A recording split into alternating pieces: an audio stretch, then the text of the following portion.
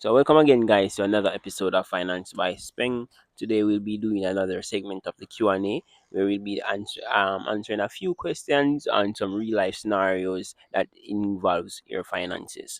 So, the first question for the day: people on low income often feel they can't save or invest because most goes to necessities. What advice would you give someone stuck in that paycheck to paycheck cycle despite budgeting well?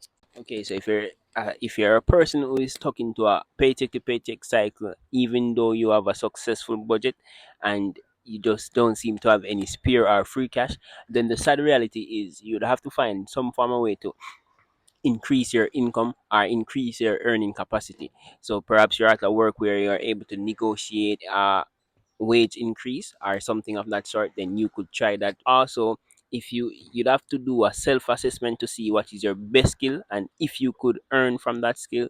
And we are also in a time in this millennium where opportunities are coming in fast and by the dozens. So you could definitely spend some time doing in some research and to see something that you could probably put some spare time into to start earning from that.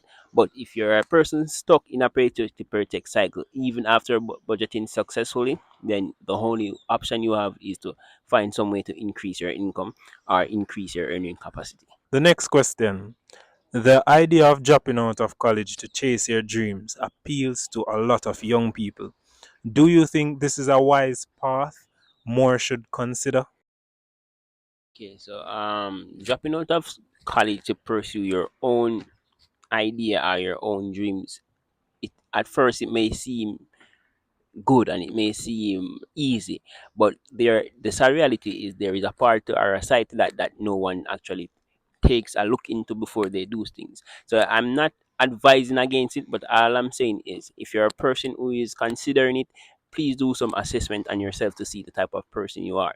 So if you're a person who does not know how to deal with failure, then probably sticking to college and completing your degree or your master's is a better option for you, because pursuing your own dreams and goals comes with a lot of challenges, a lot of failures, and a lot of unexpected circumstances. So if you're a person who gives up easily, then a part like this is something worth a lot of time and effort and a lot of dedication.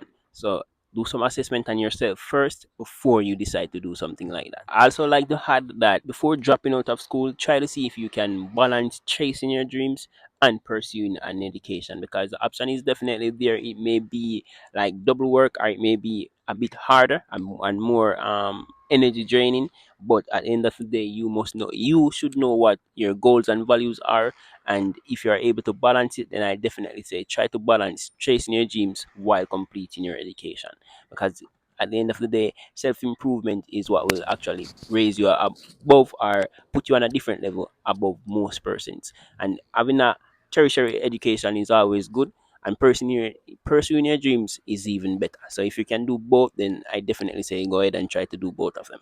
And the last question: many young people dislike the idea of working, saving, and investing through their best years, only to fully enjoy life when they are older and less energetic. What advice would you give someone who wants to fully enjoy their youth but still retire comfortably? Okay, so for a young person in that scenario, I definitely say try to find some balance. Try to find balance in having enjoyment while building a future as well, because life is all about balance and it makes no sense you focus on one side and neglect the other.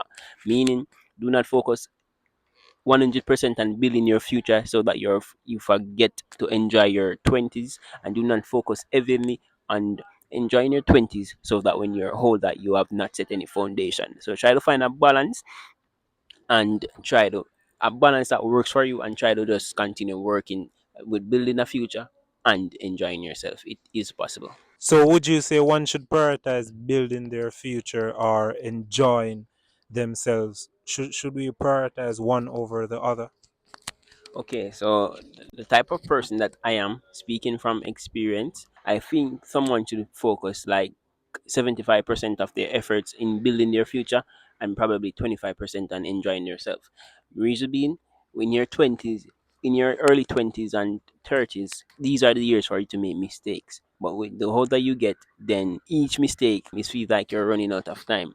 I say this to say, in your 20s, you have time and you have freedom to explore what is it that you'd like to achieve from life, and you have time to start working towards that. In your later years of life, it's like you're running out of time and you just have to work with whatever it is that life presents you. So I definitely say focus heavier on building a foundation, because I know that no one would like to work in their 50s and their 60s and then focus lighter on enjoying yourself, because life does not stop when you're 30 and 40. You can still have enjoyment in those years.